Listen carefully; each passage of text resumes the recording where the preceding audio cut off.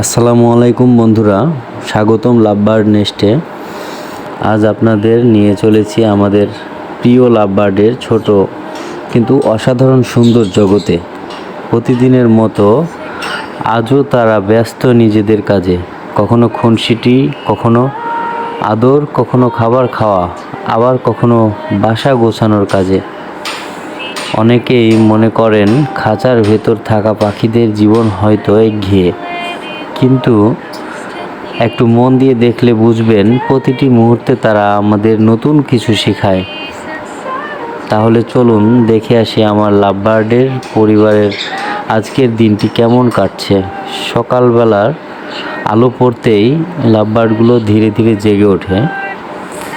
প্রথমেই শুরু হয় তাদের ডাকাডাকি, মনে হয় যেন একে অপরকে শুভ সকাল জানাচ্ছে।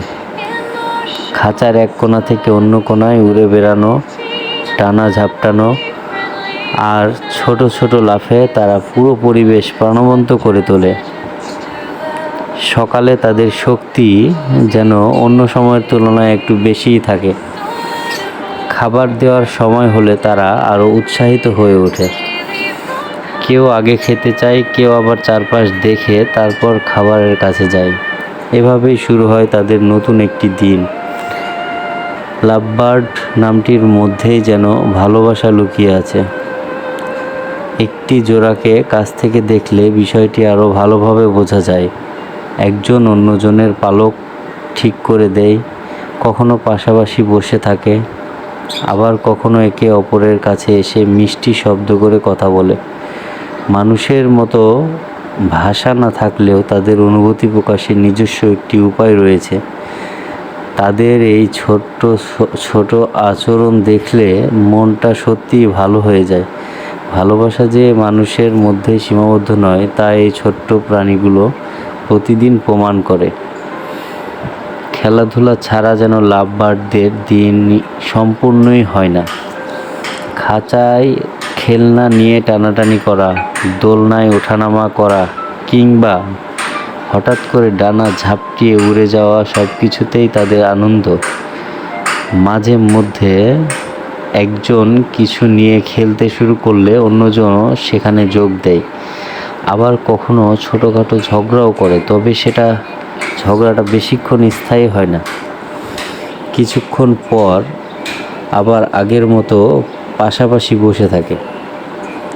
তাদের এই দুষ্টামিগুলোই প্রতিদিন নতুন নতুন দৃশ্য তৈরি করে। লাভবার্ডদের জীবনে বাসার গুরুত্ব অনেক। তারা নিজেদের নিরাপদ আশ্রয়কে খুব গুরুত্ব দেয়। বাসার ভেতরে ঢোকা, বাইরে আসা, চারপাশ পরীক্ষা করা, এসবই তাদের স্বাভাবিক আচরণ।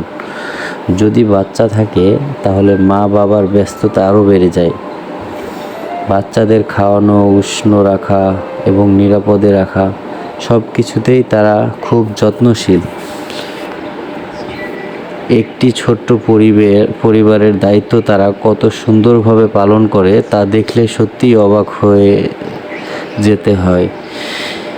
বিকেলের সময় লাভবার্ডগুলো আবার বেশি সক্রিয় হয়ে ওঠে। এই সময় তারা খাঁচার বিভিন্ন জায়গায় ঘুরে বেড়ায়, কখনো জানালার বাইরের দৃশ্য দেখে, কখনো চারপাশের শব্দ শুনে সতর্ক হয়। প্রতিটি নড়াচড়া, প্রতিটি ডাকের পেছনে যেন কোনো না কোনো কারণ থাকে। তারা সবসময় তাদের পরিবেশ সম্পর্কে সচেতন থাকে। এ কারণেই তারা এত বুদ্ধিমান ও আকর্ষণীয় পাখি হিসেবে পরিচিত। লাভবার্ড থেকে শেখার বিষয়, প্রাণীগুলো আমাদের অনেক কিছু শেখাতে পারে। তারা শেখায় পরিবারকে ভালোবাসতে, শেখায় একে অপরের পাশে থাকতে, শেখায় ছোট ছোট মুহূর্তগুলো আনন্দ খুঁজে নিতে। জীবন যত ব্যস্ততায় থাকুক না কেন, সম্পর্কের যত্ন নেওয়া কতটা গুরুত্বপূর্ণ সেটিও তারা প্রতিদিন মনে করিয়ে দেয়। আজকের ভিডিও এখানেই শেষ। আমার লাভবার্ড পরিবারের এই সুন্দর মুহূর্তগুলো যদি আপনাদের ভালো লেগে থাকে তাহলে ভিডিওটি একটি লাইক করে দিন। চ্যানেলকে নতুন হয়ে থাকলে সাবস্ক্রাইব করে আমাদের পরিবারের অংশ হয়ে যান। আল্লাহ হাফেজ। আবার দেখা হবে লাভবার্ডদের নতুন কোনো গল্প নিয়ে। ধন্যবাদ সবাইকে। That song was never written to hurt you. It was written for moments when life feels heavy on your shoulders. Moments when your smile disappears. When stress becomes too much. When loneliness starts speaking louder than happiness.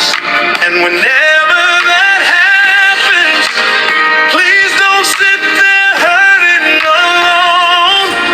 Just press play, baby, and let my voice hold you close.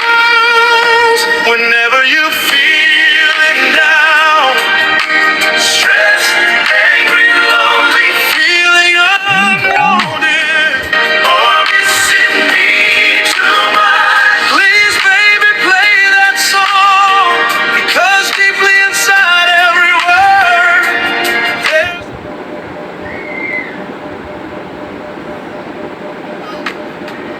that song was made to make you smile, to make you feel close to me, to connect our hearts, even when we fall away. And just remember something, when I don't call, that doesn't mean don't call me Flimza, because hearing your voice will always calm my soul.